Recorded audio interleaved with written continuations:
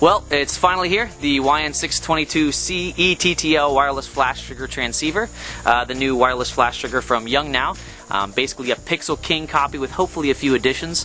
My name is Dan. Some of you guys know me as DK, DKFX, or Bottom Line Dan.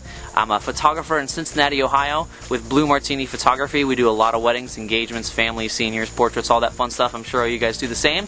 I'm here to talk to you just kind of my overall impressions. I just got these in the mail. I just unboxed them. They don't even have batteries in them. I just pulled the protective film off of them. So far, I'm impressed by the size. It looks exactly like the Pixel King, maybe a little bit less flimsy. I don't know because I haven't put batteries in it yet, but it looks just like the Pixel Kings. It's got a nice shiny reflective surface. I already peeled the film off. But it looks pretty good. A little bit about me. I started a couple years ago in automotive photography, which is a lot of heavy use on strobes or flashes, and it's all manual control, so that's all I learned. The purpose for buying these, a couple different reasons. One, during weddings I primarily don't shoot a lot of off-camera flash, maybe 15 or 10%, but I do use a lot of them at the receptions. I need my flash triggers to be consistent and to be accurate, to be reliable, and I'd also like to be able to control some manual flash control from around the room, which is kind of fun. Also, the other thing I picked these up for, ETTL high-speed sync, as well as ETTL pass-through, meaning I can have this on a camera and then the flash on the trigger, and then be able to shoot this in ETTL with also being able to trigger the other flashes across the room. The other thing I really wanted to try was ETTL ratios. I'll show you a picture from a recent wedding I did. It was a run and gun last-minute shoot, or last-minute shot on the golf course. I had the Pixel Kings, two 580EXs in ETTL mode, shot the shot really quick. Bride and groom got in there on time. I got the shot out, but the veil was a little blown. I'll show you a picture of it. The veil was a little bit too hot because I couldn't control the kicker or the side flash for ratio. So I'm hoping these triggers, I can fix that. So without that, with saying that, let's go ahead and get started and we'll see how they work. Alright, so I've got my 5D Mark III, the YN622s, and 7200 V2. I've got the transceivers on two flash stands. Todd, if you want to see both over there. This is a 580EX2 and that's a 580EX. Right now they're both in ETTL. I'm just going to take a couple quick shots. First, I'm going to turn the transceiver off so I get a baseline of what I'm shooting. P.S. This is Amy helping me out. Thanks, Amy. Alright, baseline shot. And I'll show you what that looks like. And then I'm going to turn the flash transceiver back on. These are both in ETTL, just straight out of the box.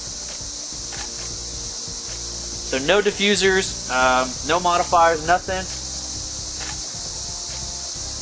One more.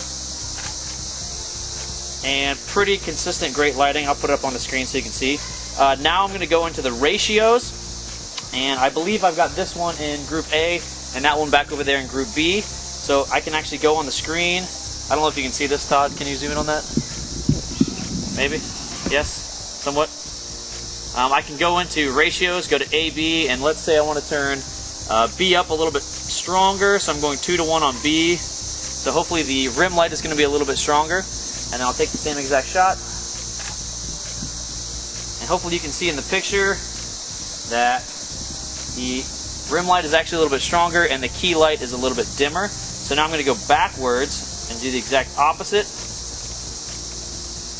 Take the same shot. And now the key light is much brighter. The other cool thing about this is that you can actually put it in manual mode. I'm going to switch flashes real quick and then we'll shoot again. Alright, so now I've got the 565, which is the yongnuo 580EX copy, except that it does allow manual control from the flash, as opposed to the 580EX1 does not. The 580EX2 does. So I can control both of these manually via the back of the camera and the flash control. So right now I'm just going to shoot with what I got. I'm at A is 1/8, B is 1/32.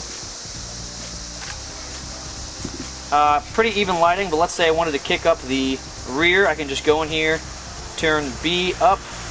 Let's say I turn A down a little bit as well. Take the same shot. You get a pretty good feel for how quick it is to manually go in here and really change the settings. So, get an idea for how quick it can be. The last test I'm going to do is a high-speed sync test. Alright, now I'm going to put it in high-speed sync mode and go above 250. I'm at ISO 100, 1/1000. Still syncs. I can really turn off the background. I'm actually going to drop it a little bit lower Maybe one of our 4000 f2.8 ISO 100. I don't think the flashes are powerful enough for that, but still at 2000 you can pretty good. You can pull a pretty good image out, especially if I turn the flash exposure compensation up. I can still nuke the background. So overall, I'm pretty impressed. Other than that, I think that's about it. Thanks, Todd, and thanks, Amy. Yay!